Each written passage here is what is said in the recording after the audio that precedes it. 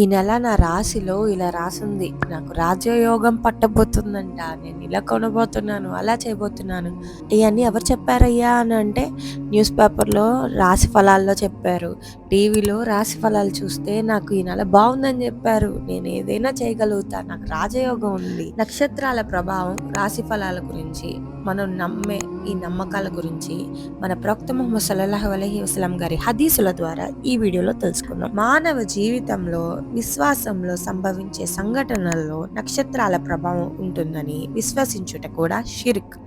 అంటే ఈ స్టార్ నాది ఈ రాశి, ఆ రాశి, ఈ స్టార్ రాయి పెట్టుకుంటే బాగుండిద్ది అని నమ్ముతాం కదా, అది కూడా షిర్క్ అని తెలియజేయబడింది.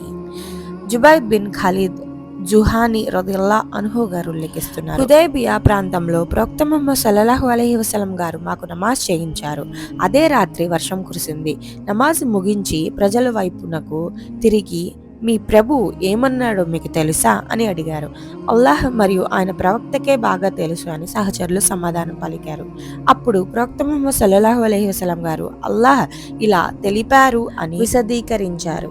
ఈ రోజు ఉదయం నా దాసులలో కొందరు విశ్వాసులయ్యారు, మరికొందరు అవిశ్వాసులయ్యారు.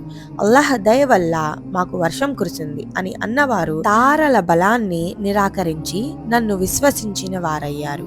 దీనికి భిన్నంగా ఫలానా నక్షత్ర ప్రభావంతో వర్షం కురిసింది అన్నవారు నక్షత్ర విశ్వాసులయ్యారు, నన్ను తిరస్కరించిన వారయ్యారు.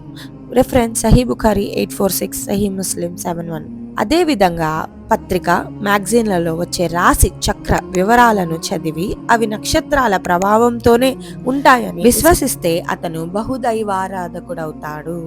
అదే ఒకవేళ అతను తృప్తి కొరకు చదివితే పాపాత్ముడవుతాడు.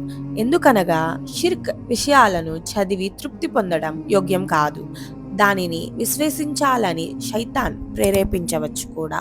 అప్పుడు అది చదవడం ఒక షిర్క్ పని కోసం ఆధారంగా మారిపోతుంది. ఈ వీడియో ద్వారా మనం తెలుసుకున్నాం, ఇలా విశ్వసిస్తే 1 మనం బహుదైవారాధకులవుతాం, 2 షిర్క్ చేసిన వాళ్ళం అవుతాము, లేదా తృప్తి కోసం చదివితే పాపాత్ములం అవుతాం. నా సింహరాశి, నాది వృషభ రాశి అని అనుకునే వాళ్ళ కోసం ఈ వీడియో. ప్లీజ్ దయచేసి అలాంటివి చదవడాలు ఆపుకోండి.